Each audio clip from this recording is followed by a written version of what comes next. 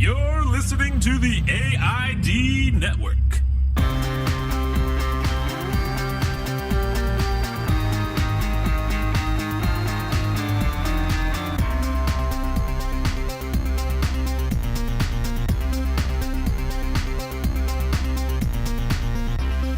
Hello, friends. Welcome back to part 2 of our 10-part series, Brickey's Guide to Breaking into Hollywood. I think that's the name I'm going to go with. I appreciate you showing up. What you're going to hear today is part 2 in a 10-part series where I comb through the archives of over 800 episodes looking for the ones that give guidance to breaking into Hollywood. Yesterday's show, I explained that I had always wanted to be in the entertainment industry, but growing up in the South, it just seemed impossible. How do you go from Louisville, Kentucky to Los Angeles? One LA to the other. Well, Los Angeles from the Louisville area. But you get my drift. You understand, you probably are just like me. It seems impossible to break into one of these dream jobs. This series of episodes are interviews that I've done with all people that have managed to scale that wall. They're inside the industry, and being someone who's done creative arts, been a blue-collar creative my entire professional life, never really had a job, always figuring it out on my own, I kind of have the rhythm of the right questions to ask these folks so that they'll not only show us the art that they've created, but how they got there, how they found the courage of the moment to break into the entertainment industry.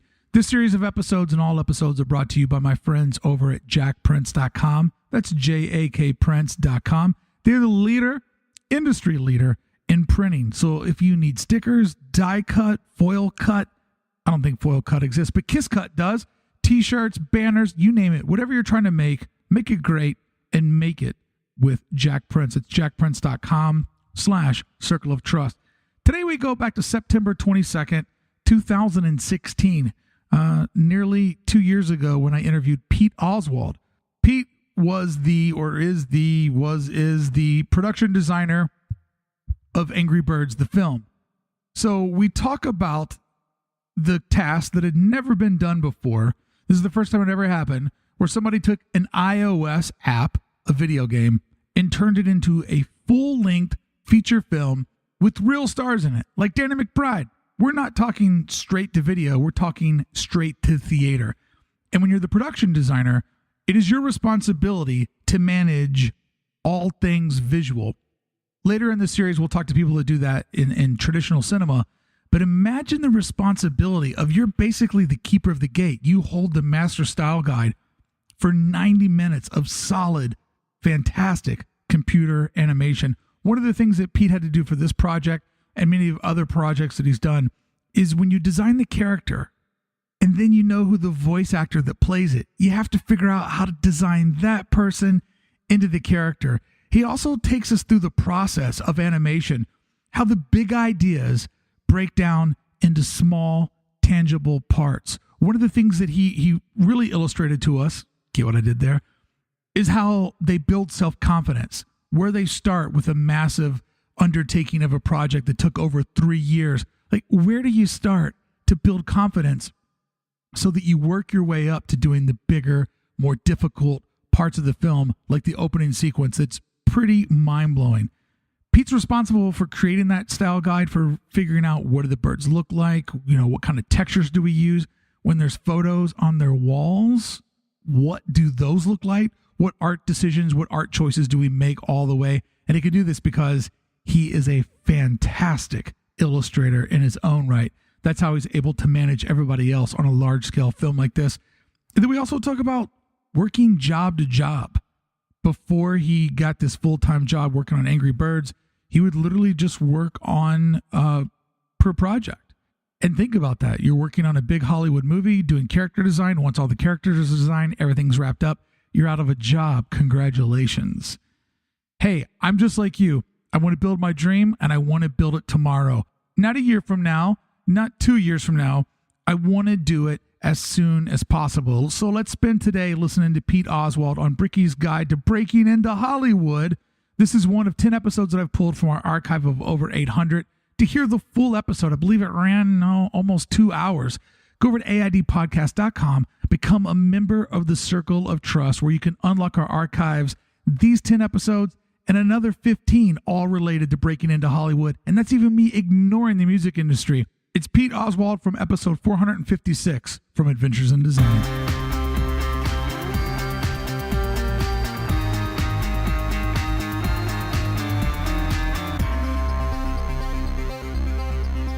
Is we're trying our hardest with technology not to slow down the creative process. Because we all know a marker and a piece of paper is the fastest way to get the emotions out. Yep. And I love that all anybody's trying to do is how can we fake the speed of emotion in art? I mean, that's really what it is.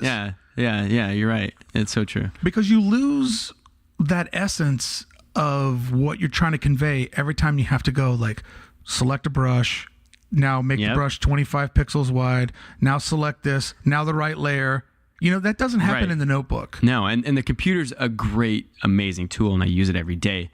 But you're exactly right. When you have all those options, when you shit, what brush am I going to use? What color am I going to use? What's going on? You know, like it inhibits what's really important, and that's the creative idea. So taking an app, something that is 99 cents or free in the iOS stores and the Android store, taking that and stretching it out to a 90-minute film.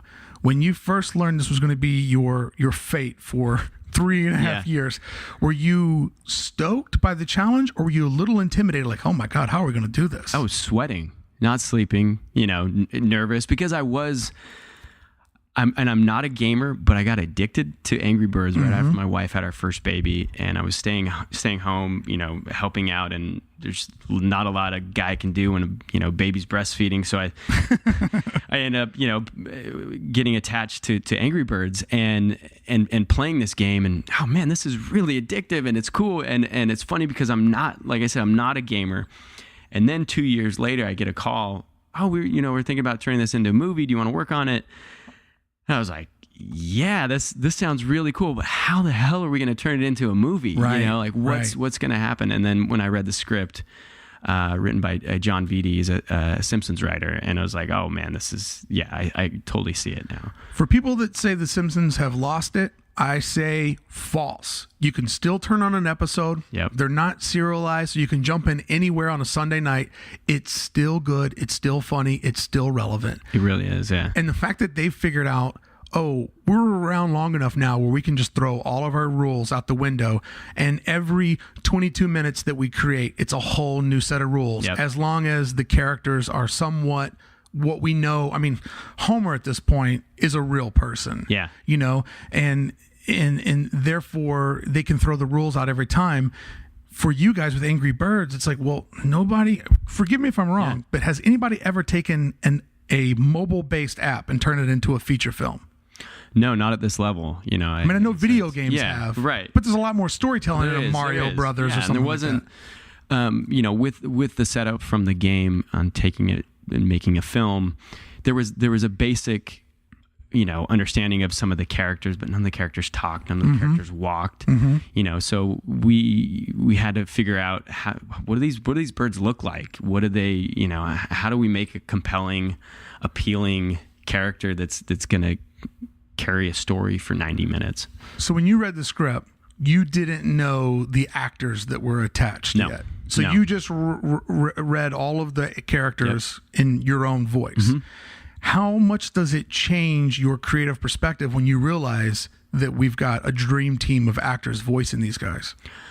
It just elevates it that much more. I think when you read it, you're like, oh, that character's really funny. He's going to be good. But then you hear, Peter Dinklage as the Mighty Eagle, and I'm just like, oh my God, that's ridiculous. Or Josh Gad as Chuck, and it's like, what? It really solidifies how you see that character, how you draw him, and how you design him too. A lot of the characters we designed them before they got cast, but then I think as the design goes, and when we hear more of the readings from the actor, you start to take on little expressions that actor would do, and so they start having this like symbiotic relationship. Baum definitely took on the Danny McBride brow and face, and my only real critique about the voiceovers is Danny McBride put on a little bit of a character voice, and he doesn't need to. Just that guy reading the phone book to me would be entertaining. Right.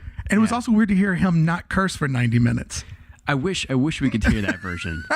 The cursing version would be spectacular. Although there are some, like all great animated pieces, there's some really adult moments. And when one of the birds says, "Pluck my life," I was like, wow. They went for that. That one got through. It did, yeah. And there's an amazing, I won't ruin it for anybody that hasn't seen it. I mean, it's been out for a while now, but there's an amazing urination scene in the film that I was like, this is so funny because they've stretched it out for so long. Right. And I mean, I was sitting there going, okay, I've missed out by not seeing this in a theater because hearing kids laughing and laughing and laughing at that scene, I bet it was amazing. That was one of the, and actually my favorite part is when the movie comes out is sitting in the back of the theater and listening, not even really watching the movie, but listening to the crowd react. You've lived it for 3 years. Yeah, so I know what's going on, but to hear, because everybody has a different reaction, that scene in particular always gets a stir, especially from the kids. But it's just funny. That scene was one of the first ones that stuck, and I think it was the first one to go into animation, where you knew it was going to play, and right. you knew it was going to work. It's interesting that you guys, when you animate it, you just kind of jump around. So you went with one of your strong scenes early to build confidence? Yes. Yeah. And you don't start in sequential order. Very rarely does that happen. It's usually you pick a sequence that you feel confident in from a story point of view, and you go from there. It's so funny because a detailed illustration is the same way. Like once you get your key line down and it's time to ink it and put it all in there, I always like to start in a difficult spot to get a good victory, to build morale. Yeah. Because it's like, last year I did a huge piece for Disneyland, and I knew that once I had Sleeping Beauty's castle in my back pocket, then the world was my oyster, you know? And so I consulted with a friend because I'm like, dude, I'm in over my head here. Like, I finally landed my dream job and I don't know where to start. And I've literally spent a whole Saturday drawing a line, erasing a line. Drawing a line, erasing a line, because I was too scared to get in. Yeah. And my buddy Dan from DKNG, he's just like, look, man, just focus on that castle. You get that castle done, then you own the whole piece. Yeah. And that's funny that you guys would pick a scene that you knew was a strong scene and let that be a building block of self-confidence. Totally, yeah. Yeah, because and it's reverse. If you start somewhere where you're not too sure about it, the whole process can crumble. Yeah, the working in of the characters was really good. And I had to ask, as I was watching it, does a film like this do the spandex suits and the ping pong balls? No, none of that. Yeah, no, there was no mocap or anything. We're not getting Schmeagol in here, right? No, Schmeagol's not there. Yeah. No, this is all. I mean, which credits the animation and the animators. We myself and the department design the characters, and then the animators come in and bring them to life. Yeah, literally like bring these characters to life. They're like breathing, and they become real on screen. So and it's their talent that does that. So this island that they exist in, it's so well designed. It's really, really lush, and it's dense, and it's everywhere you look. It's just vegetation growing on top. I mean, there's flowers, and you guys did a really good job of putting the bark in the trees. There's like depth in everything that you look at. How taxing is it to make something? Because I'm looking at it going, okay, everything in here is illustrated, and I understand. I got a slow adult understanding of animation. Like, once you build it and you put it into the platform, you guys then can spin it and turn it around, correct? Right. But just building that, like, I've before been like, you know what? I'm not just going to draw the silhouette of a tree. I'm going to draw all the leaves. And then like a quarter of the way through, you're like, what did I do? Yeah. And I've got so much more to go to why am I drawing all the leaves? Yeah. So how taxing is it to build just that island before we even put the characters on it, to build that environment? That seems like an enormous amount of work. It is. It's a huge amount of work. First you have to design it, right? Mm-hmm. Then you have to paint it. Mm-hmm. And this is all 2D. And then it goes to the modelers, and they have to actually take those two-dimensional drawings and model them in 3D space, model every leaf, and, which is ridiculous. And this isn't like He-Man. When He-Man would have the same 3 rocks fall behind him? Right. I watched this movie. I could not find a repetitive scene. No, we concentrated a lot not to have any repetitive elements, or a lot of trees we reuse, but you turn them or you change the color of them. I paused the Apple TV on a scene of conservatively 75 pig heads. They're all different. They're all shaped different. They're all turned different. They're responsive to the lighting. Like, there was no shortcuts taken. No, none. And it's amazing. It takes an army of artists to perform that. So there's so many different phases and artistic abilities that go into creating all that.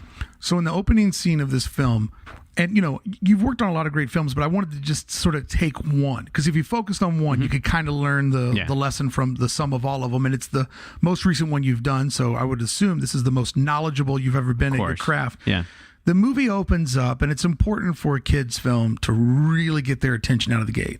So the movie opens up with a very, very complex scene where the camera is following the main character.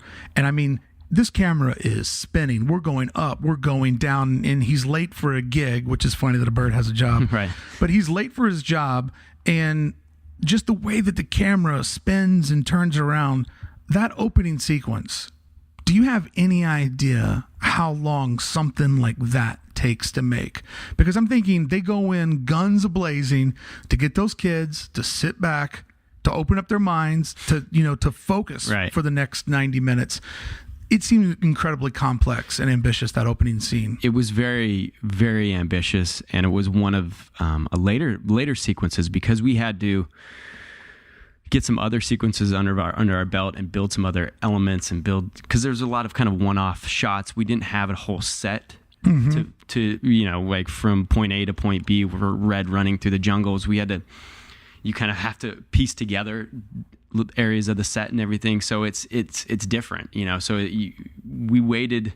Once we realized, okay, the complexity of this scene, we're going to have to push that down on the production schedule, just so that we have enough elements to create that. And I it's so good that you recognize the complexity of that and everything. But ideally, when people watch it, like if kids are watching it, we don't want them to, we just like, he's racing through the jungle and this is an amazing scene. It's a major energetic scene, and we don't.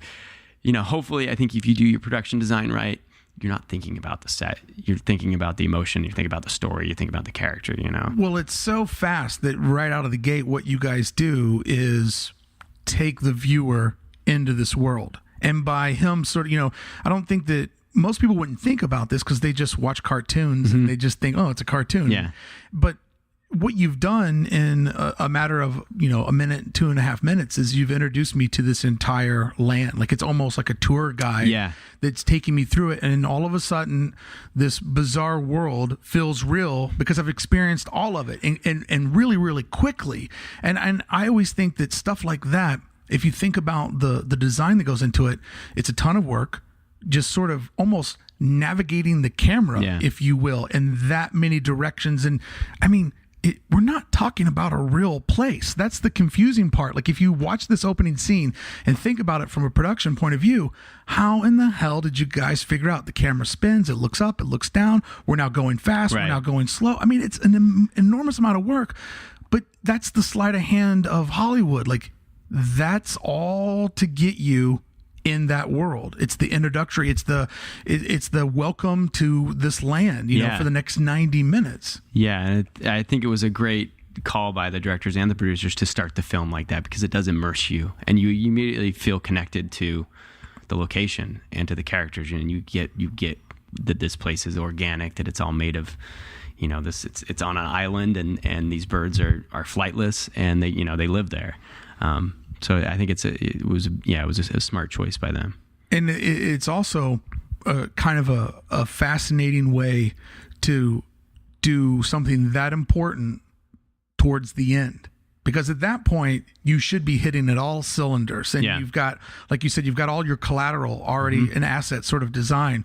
But I would always think that, wouldn't you want to start the movie when you're at your best? You know what I mean? When you've kind of got it all figured out. There are some, that's a great point, but there are some kinks, pipeline wise, that you have to figure out, and you learn stuff, and you try not to start the production with too much of a action sequence. I mean, you keep the camera still on some sequences, and those are good ways to kind of run the pipeline and figure out the kinks before you're doing more of those complex sequences. One of the things that I found to be fascinating, this is a creative decision, is that they live in a very rendered animated world. So in their world, everybody has a shadow, everything's dense, like we've talked about. But anytime we saw their photographs, that's like the most basic bullshit, like flat illustration with a heavy key line. Yeah. Everything's colored in flat. I found it to be hilarious. What was the decision making on that process? So the decision behind that was they don't have photography. They don't have cameras. Oh. So they're... And if you look at some of the artwork in Piggy Island, they have more mechanical things. They have cars and they have helicopters and airplanes, and they're much more advanced. And some of their photograph is more rendered. And the stuff on Bird Island, because they're primitive, their portraits are literally painted. Like there's like a bird is sitting there painting or pecking. Like there was like there's the scene where he's doing the sketch, he's like doing, Flintstones. Yes, exactly. Yeah. So it's one, I just think it fell into the theories of the world, and two, I love seeing a nice painted picture in the CG world. I think it's a cool contrast. So I want to go through a list of some of the films that you've worked on, because I know that when people have touched such big properties, people will be like, well, you didn't ask him about this. So you worked with Cloudy with the Chance of Meatballs, 1 and 2. Yes. I don't typically watch these type of films because I don't have kids, and I'm not going to go to the cinema to see them because that feels like a creepy thing to do. And then when it's finding time to watch it in my living room, it just, I don't know. There's other things that I get into. Totally. So I went to my sister, who has a kid, who's seen all of your films opening weekend in the theater. And she said Cloudy with the Chance of Meatballs was the best storytelling. And she even told me, be careful if you watch it, because you might end up crying, because the relationship of the character and his dad is a lot like me and my dad. So she's like, if you're doing research, you might want to skip that one. Totally, yeah. Oh, it's funny. We have a similar relationship with my dad and myself.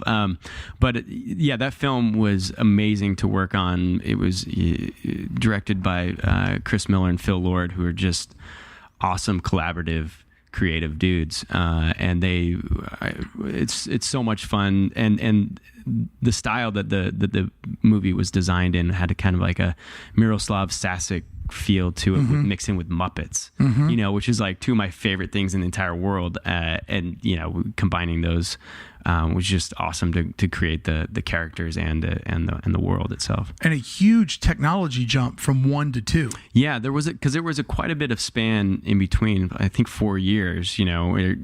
As you know, like technology is updating every year, and then when you wait 4 years between films, you're gonna have a totally different platform. And I think that technology helped us on the second film to create these food animals, that come to life, and they feel so real.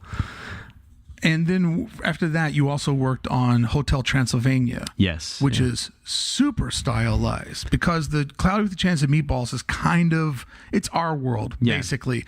But when you get into the Hotel Transylvania, that one's like pretty detailed, like the way that universe looks. Yeah. I think the biggest stylization of that is the animation, how the characters move. Gendy Tartakovsky, who's the director, is just so well versed in stylized animation and timing and everything. And it's like, oh man, it's just the way Dracula will swoop down the corridors is so cool. I hadn't seen that type of movement in CG yet. You've seen some early stuff in 2D kind of float like that, but the CG is so pose to pose. It's great. And your role in that film was? I was a character designer. Yeah. Wow. How long does it take to nail down the characters for something like that? It totally depends. We had a team of guys. There's probably 3 of us working on it. And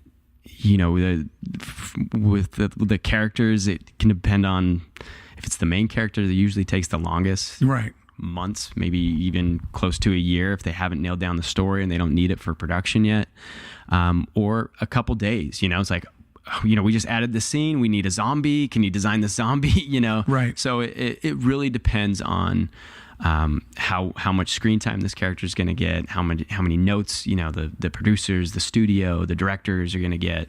Cause that's really the process that holds up, it's me, the drawing time, and then it's like the note session. So after the characters are designed, are you out of a job?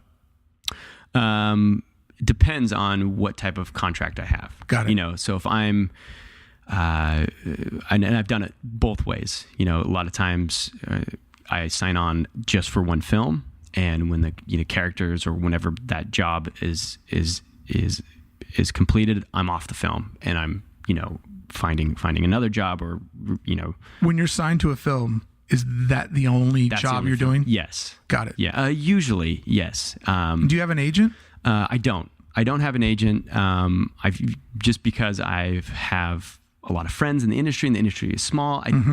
Some of my friends do have agents.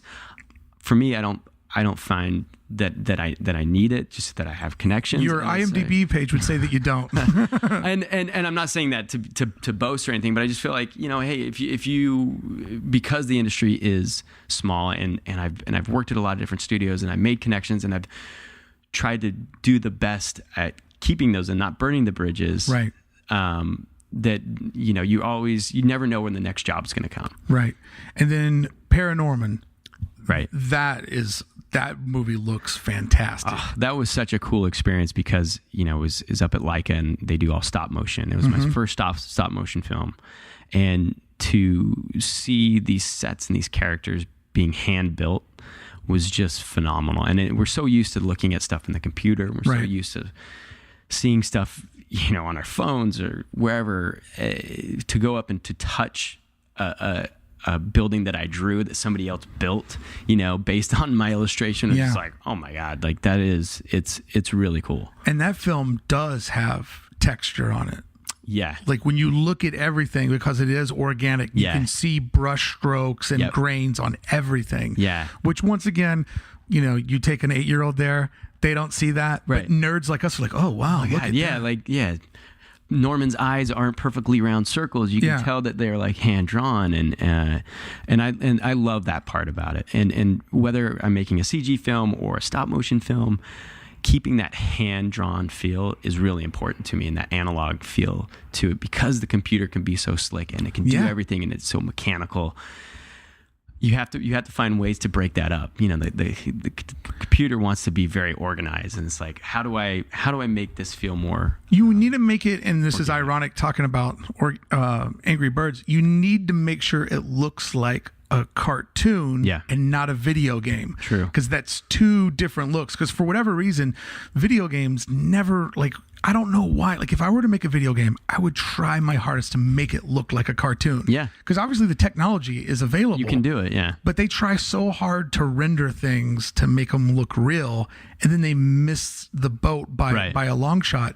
But on all of these films that you've worked on, there is the through line is stylization. None of them look like, the worst part about Toy Story was the kid. The kid was creepy. Yeah, the kid was the scary. humans, especially the early ones, are so creepy. Yeah. And it's hard to do. So you sort of stayed within that rule of, let's go with what we can do here. Yeah, and that's kind of my zone where I like to design from. I think you can, and we all know as humans, when something's just slightly off, you feel it. Yeah. So I think it's better to exaggerate and to caricature things, and you immediately know, this is different rules. Different. It's not. We're not trying to make that palm tree look just like the palm tree that's on Ventura Boulevard. It's like So now we've kind of looked at the process and what you've done, but looking at the career, I got some questions for you here on what's the longest, because we can look at your IMDb and be like, whoa, this guy's rich and famous. Like, it all worked out for him. But we both know. Yeah. Not famous either, yeah. But we both know that that's simply not really the truth. Like, how long have you gone where, all right, you come home and you tell the wife, I got let go of the movie today. They don't need character designers anymore. Yeah. How long has that gap been until the next movie fell in your lap? Like, what's the longest you've gone without a job? Probably 4 to 6 months, like it can go, and that happened earlier in my career. It doesn't happen as much, I'm gonna knock on some wood right now, but you've got a job now, right? I have a job. Yeah, I'm under contract with Rovio, but that's also another reason why I keep my outside work going, and then I illustrate children's books on the side, so I try to keep.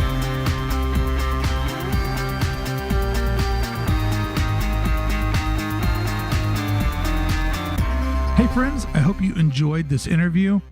What a fun, challenging job. I can't decide if it sounds more fun than challenging or more challenging than fun. It actually seems quite daunting to me to figure out how are we going to make 90 minutes of solid animation and work with hundreds of different people. Pete knows, Pete managed it. He's done it before. He'll live to do it again. And hopefully you learned something from this episode to get you a step closer to breaking into Hollywood if that's what you want to do. Remember, these are 10 episodes out of tons that I have in the archive. Please go over to aidpodcast.com. Consider signing up, becoming a member of the Circle of Trust, where you unlock bonus content every day, as well as our archive of over 800 episodes. Hope you had fun. Hope you learned something great. Good day, good design. I'll see you back here tomorrow when we continue Brickey's Guide to Breaking into Hollywood.